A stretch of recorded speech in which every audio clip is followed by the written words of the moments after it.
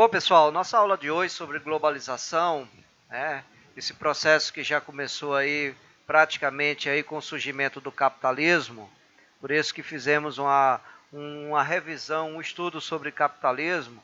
Então, para entender hoje esse processo que nos está presente, no nosso dia a dia atualmente. Então, vamos a essa aula de geografia sobre globalização com o professor Luiz. Bom, pessoal, globalização. Processo de aprofundamento de integração econômica, social e cultural e da comunicação entre os países. Então, esse processo hoje podemos dizer que ele é interdependente. Os países são interdependentes um do outro, necessita cada vez mais um do outro. Então, a globalização nós vamos ver que esse processo que está aí no nosso dia a dia, tá, tem aspectos positivos e negativos.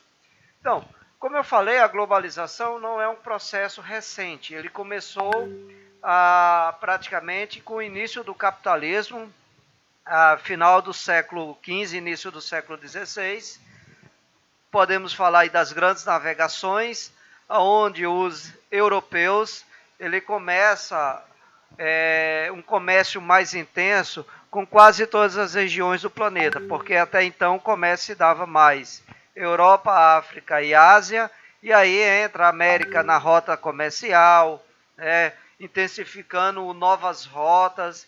Então isso faz com que, com essas novas descobertas aí, inclusive quando os portugueses chegaram aqui ao Brasil, que esse processo de globalização vai inserindo cada vez mais, de forma mais ampla, quase todas as regiões do planeta.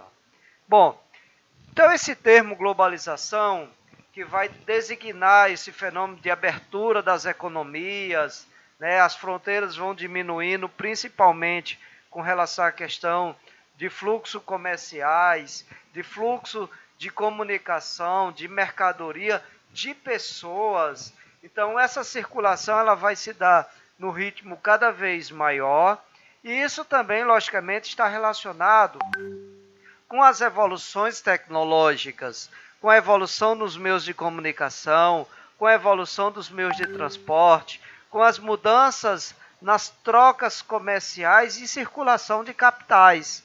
Tá? Então veja só, nessa imagem aqui nós temos,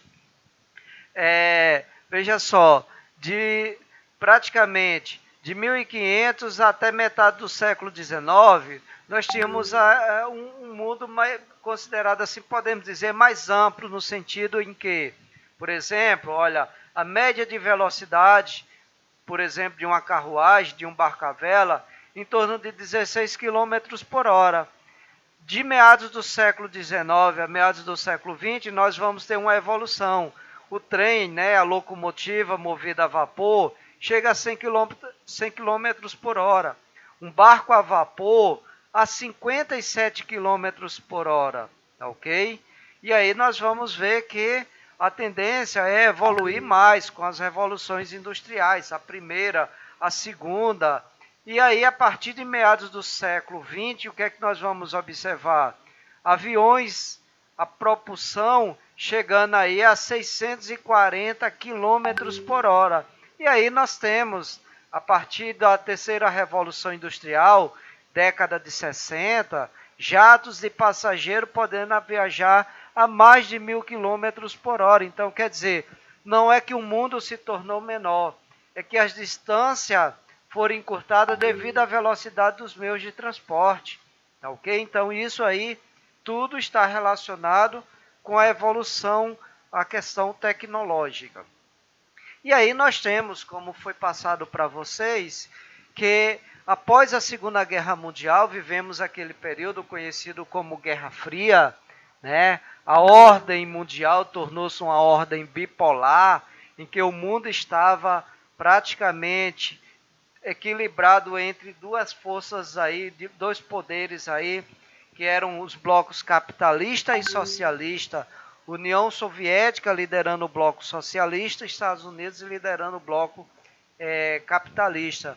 Mas foi um momento, a Guerra Fria, de muita evolução, de muitas conquistas, mas também um momento de muita tensão, porque porque ficou eminente o início de uma terceira guerra mundial. Ainda bem que não aconteceu, pois poderíamos ter sido o fim das pessoas, né, da maioria dos animais do planeta. Mas o colapso do socialismo pôs fim à Guerra Fria e com isso, a partir do início da década de 90, começamos o que denominamos aí de uma nova ordem mundial. Essa nova ordem mundial, do qual saímos de uma ordem bipolar para uma ordem multipolar, onde Estados Unidos da América, Europa, com destaque para a União Europeia, China, Japão, hoje os países dos BRICS, né? Brasil, Rússia, Índia, China, África do Sul, estamos num novo contexto. Chamamos essa ordem de uma ordem multipolar. Saímos de uma ordem bi-2, né, para uma ordem que vários pontos aí de equilíbrio no planeta. Estados Unidos, Europa, China, Japão, esses são os quatro, podemos dizer assim, de maior influência hoje, sendo uma influência política, uma influência econômica principalmente, podemos falar da questão geopolítica, tá? Então hoje o que predomina é isso.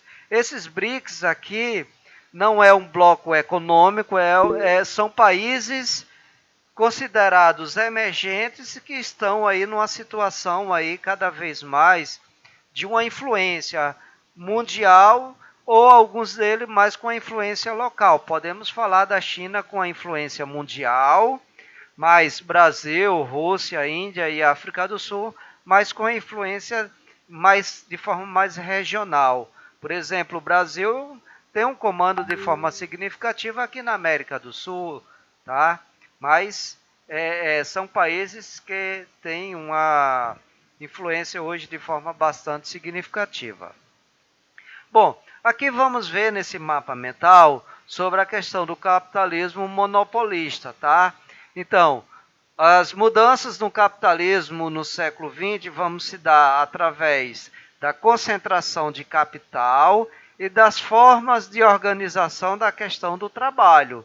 Tá? Essa organização do capital, podemos ver aqui, a questão de situações que ocorrem, as chamados trustes, cartéis e as holding. Tá? Vou falar um pouquinho sobre trustes. Na realidade, trustes é quando empresas elas fundem, quer dizer, há uma fusão com outra, quer dizer, quando uma empresa do mesmo setor compra outra, tá ok? Então isso quando ocorre, nós vamos observar que há uma eliminação da concorrência. Por quê? Porque uma empresa vai comprando outra. Então podemos observar o que aconteceu, uma tentativa no Brasil, da fusão da Antártica, a cervejaria, com a Brahma. Eram as duas grandes, são ainda, mas houve uma fusão, só que como o governo brasileiro não autorizou, pois eliminaria uma concorrência, então elas se fundiram para atuar fora do país, com o nome de Ambev, tá? Mas aqui no Brasil o governo não permitiu. Porque quando duas grandes empresas, elas terminam dominando de forma muito grande o mercado, hoje o que é que nós vamos observar? Que a tendência é o governo tentar evitar isso aí. Cartel é quando uma empresa, algumas empresas fazem acordo entre si, quer dizer, elas continuam existindo, mas ainda de forma independente, tá? Mas elas fazem acordo. Aqui no Brasil hoje é muito comum haver acordo entre os postos de gasolina, né, para manter o preço ali, praticamente eliminando concorrência, mas para manter o preço, né? Então o indivíduo vai a vários postos de gasolina, o preço é o mesmo. Então, com isso, o que é que nós vamos observar? É uma eliminação da concorrência, então é o cartel. A holding, isso aqui podemos dizer que é uma evolução no capitalismo, tá? Essa é algo mais recente. É quando, às vezes, uma empresa é criada para administrar outra. Uma holding, por exemplo, ela não produz nada. O que é que ela faz? Ela é mais uma parte de planejamento, de administração. Por exemplo, aqui no Goiás nós temos aí o grupo da JBS, né? Da Friboi, da Confiança, né? E a holding que administra tudo é a JIF. Então a JIF é uma holding e ela administra todo um grupo ali, muitas vezes atuando em áreas diferentes, tá? Então a holding é uma empresa que vai administrar outra do mesmo grupo, tá? Então, gente, ainda dentro da questão da concentração do capital, nós temos o capitalismo financeiro, que é quando justamente as indústrias vão começar a ver uma fusão de capital com os bancos, o surgimento das empresas, das bolsas de valores. Então, tudo isso aí vai fortalecer dentro do capitalismo industrial essa parte financeira. E hoje nós temos aí o que nós chamamos de verdadeiros conglomerados, que são empresas que atuam em ramos diversos, inclusive na área bancária. Por exemplo, vou citar aqui talvez um que vocês conheçam, a Mitsubishi. A Mitsubishi é uma empresa japonesa que ela atua na fabricação de computadores, na fabricação de navios, fabricações de aviões, tem bancos, até fabricação de canetas. Então ela atua em ramos diferentes. Então isso nós chamamos de conglomerado. Então hoje o capital financeiro ele tem essa característica, né? E dentro hoje desse capitalismo financeiro temos a parte informacional, devido à evolução dos meios de comunicação, dos meios de transporte. Então, formas de organização do trabalho. O Taylorismo, esse aqui surgiu no final do século XIX, início do século XX, juntamente com o Fordismo, que eram tentativas de minimizar o custo de produção. E aí nós vamos observar no Fordismo o surgimento da linha de montagem, tá? Mas a partir da terceira revolução nós temos um novo modelo, que é o chamado toyotismo, tá? Em que a produção ela se torna flexível e automatizada.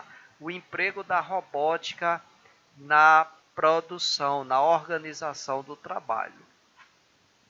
Bom, gente, então esse processo de globalização, essa integração entre os países, o que é que nós vamos observar?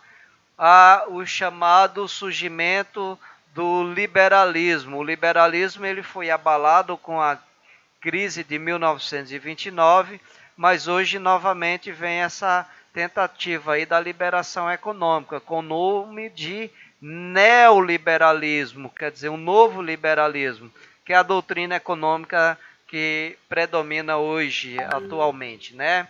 Revolução dos meios de transporte, então hoje, como já falamos, as distâncias são as mesmas, mas elas se percorrem no ritmo mais rápido devido a esses meios de transporte cada vez mais evoluídos.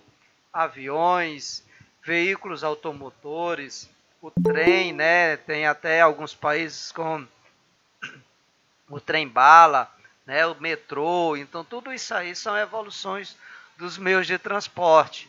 Nós temos também as evoluções nos meios de telecomunicações. Olha, nós estamos aqui conversando, né? Cada um na sua residência.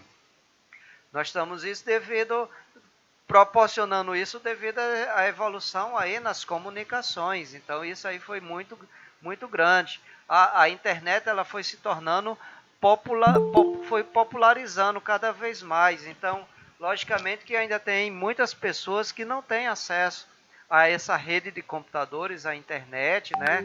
Porque ainda, infelizmente, a globalização ela não tem, ela é como está aqui nessa característica aqui, ela é de uma certa forma contraditório.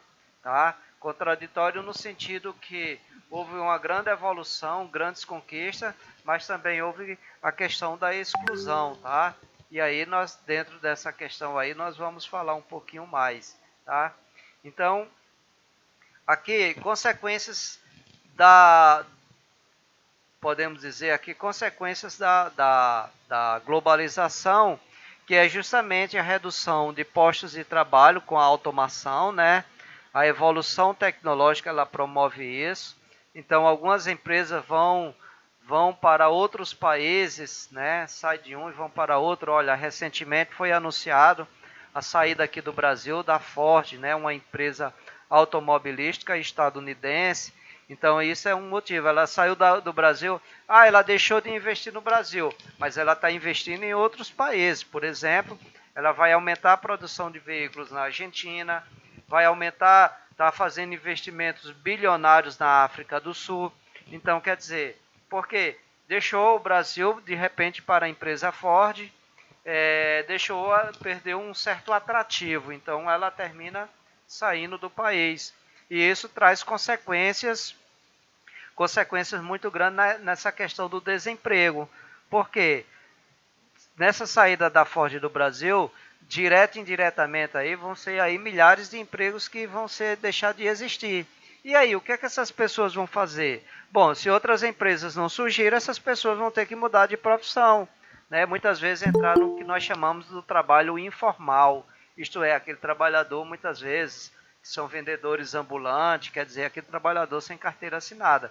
Gente, com a globalização, com a evolução da tecnologia, algumas profissões vão deixando de existir, a extinção. Por exemplo, o datilógrafo. Muitos de vocês não sabem nem o que é isso, mas o datilógrafo era aquela pessoa que, hoje vamos falar, digitava, né? Então, tinha uma máquina chamada,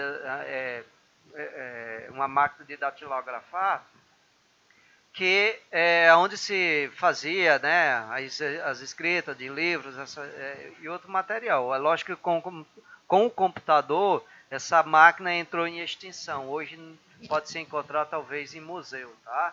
E a profissão foi deixando também de existir.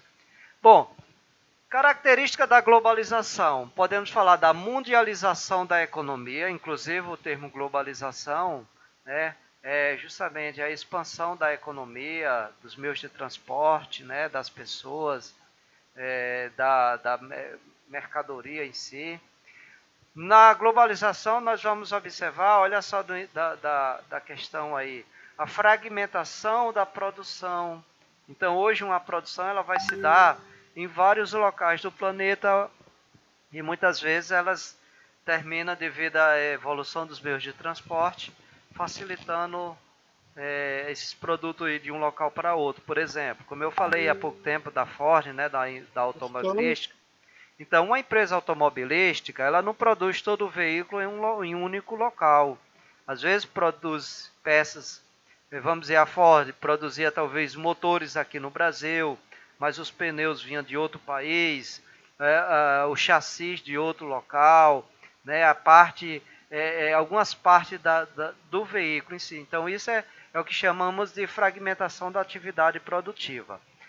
Desconcentração do aparelho estatal, quer dizer, cada vez mais, inclusive atualmente, esse atual governo brasileiro, nós vamos observar que as empresas estatais, né, vai perdendo cada vez mais a sua vamos dizer, o seu controle em algumas áreas, né, é a chamada desconcentração, e as decisões cada vez mais sendo tomadas pela iniciativa privada. Tá? A expansão do direito paralelo ao Estado, então quer dizer, hoje empresas, algumas entidades vão crescendo cada vez mais em termos de expansão desse direito com relação na sociedade. A internacionalização do Estado, tá? Então nós vamos observar essa questão aí das fronteiras, apesar de serem ainda importantes, mas em alguns aspectos elas vão sendo cada vez mais reduzidas, quer dizer, com a livre circulação aí de um território de um país para outro, né? E então isso nós vamos observar uma reorganização no espaço produtivo. Críticas com relação à globalização. Olha, infelizmente nós vamos observar que, por exemplo, essa primeira aqui, ó, as pessoas mais ricas do mundo. Hoje nós temos aí pessoas que têm um patrimônio enorme, maior do que muitos países, tá? Então isso aí, esse acúmulo de capital, essas pessoas, antes falávamos de milionários, hoje nós vamos falar de bilionários, que vem crescendo cada vez mais essa riqueza das pessoas. Olha só, mesmo em pandemia, nesse momento que estamos vivendo, muitas das fortunas aumentaram e muito, tá? Então, quer dizer, enquanto há crises para muitos, está crescendo a riqueza de alguns. Então, outra crítica é que os países desenvolvidos, eles vão tendo cada vez mais o domínio sobre a tecnologia, né? Então isso vai fazendo com que as relações comerciais cada vez mais elas se tornem desiguais, né? Então, por que essa domínio na tecnologia? Porque eles têm um aumento, uns investimentos muito maiores, enquanto os países mais pobres estão voltados mais para necessidades básicas, como a diminuir as desigualdades sociais, a questão da educação. Então, termina esses investimentos em tecnologia ficando muito a desejar e o controle da tecnologia cada vez mais nos países desenvolvidos, tá? E a globalização é outro fator que nós vamos observar, que isso aí passa com relação a algumas limitações, algumas, vamos dizer assim, segregações em relação a algumas áreas. Tá? Por quê? Porque um dos fatores com a evolução da tecnologia, com a globalização, é um aumento significativo da questão do desemprego. Então isso, infelizmente, vem ampliando cada vez mais. Por isso que a busca por um estudo cada vez mais com mais qualidade, né, se preparando mais, é fundamental nesse processo que estamos. E a globalização, aí a gente tem que passar, tem que falar da questão da internet, que essa é uma ferramenta, sim, que a internet, ela é muito importante hoje, inclusive nessas aulas remotas, né, a distância é muito importante, mas a internet nós vamos ver que tem as desvantagens também, né? Então, quer dizer, pessoas que, como podemos observar nessa imagem, que termina construindo um perfil falso e divulgando informações falsas, quer dizer, tentando se esconder. Mas hoje, cada vez mais, os países vêm regulamentando, né, leis mais rígidas com relação a essa questão do uso da internet, tá? Ela tem uma dimensão cada vez maior, gigantesca, mas tem também a questão de muitas vezes de pessoas ainda serem excluídas. Então, olha só, milhões de documentos, de recursos, de dados, né? Podemos falar financeiro. Hoje, se faltar internet aqui na nossa cidade, já vai gerar um transtorno muito grande, porque muitos serviços vão deixar de existir aí, no caso de bancos, né? As aulas ficariam suspensas, o serviço público aí também ficaria comprometido. Isso é porque nós estamos numa cidade pequena. Imagina uma cidade grande que a dependência é cada vez maior da rede de computadores. Então, gente, como eu falei, a internet tem as vantagens e desvantagens, né? Vantagem, podemos falar do acesso de qualquer ponto do planeta, hoje tem essa possibilidade. A troca de informações, então há um desenvolvimento na área da ciência, podemos falar das vacinas, né? Não é só uma vacina hoje contra o Covid-19, né?